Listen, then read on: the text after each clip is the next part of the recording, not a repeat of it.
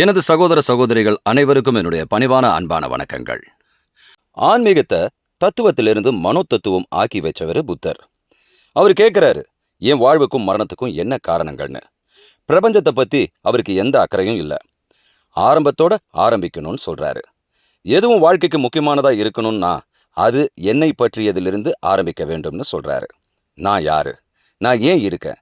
இந்த உலகத்துல எனக்கு என்ன வேலை? என்னை படைத்து கொண்டிருக்கும் காரணங்கள் எவை எவை?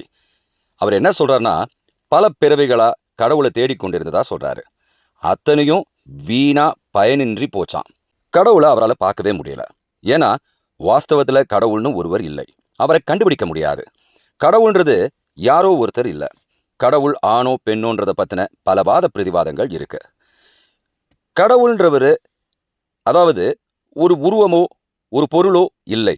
ஆனால் அவர் எதுவும் இல்லாதவர். அந்த எதுவும் இல்லாத தன்மையிலிருந்து தான் இந்த பொருளும் மற்ற விஷயங்களும் தோன்றியது. அதனால நம்மால் கடவுளை காண இயலாது. ஏன் காரணம் என்றால் நம்ம காலத்திற்குள் கட்டுப்பட்டிருக்கிறோம். அந்த காலத்தை கடந்த நிலையில்தான் அவரை காண முடியும். நாம் காலத்தை கடக்கும் நிலையில் அவரை காண முடியாது.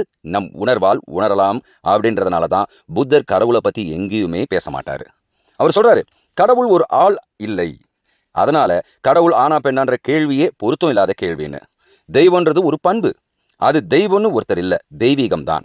தெய்வீகத்தை உங்களுக்குள்ள சுவைத்து பார்த்து விட்டீர்கள் என்றால், தெய்வீகத்தை பருகி அந்த போதையை அனுபவிச்சிட்டீங்கன்னா, தெய்வீகத்தை மரத்துல பாக்குறீங்க, சூரியன்ல பாக்குறீங்க, சந்திரன்ல பாக்குறீங்க, எல்லா நட்சத்திரங்களிலும் பார்க்கிறீர்கள், புல்லில் காண்கிறீர்கள், மண்ணில் காண்கிறீர்கள், ஆறு மலைன்னு எங்க பார்க்க முடியுமோ அங்கெல்லாம் நீங்க கடவுளை பார்க்குறீங்க.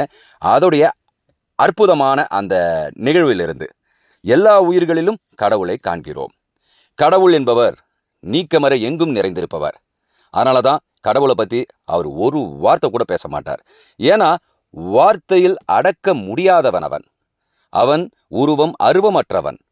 அவனை நாம புரிஞ்சுக்கணும்னா நிச்சயமா நமக்குள்ள போய் காலம் என்கிற கட்டுக்குள் இருக்கும் அந்த கட்டுக்களை எல்லாம் உடைத்து நான் என்பது நாமாகி, நாம் என்பது அனைத்துமாகி, அனைத்தும் அந்த ஒன்றுமில்லாத தன்மைக்குள் ஒடுங்க வேண்டும் என்பதுதான் புத்தரின் கூற்றாக இருக்கிறது.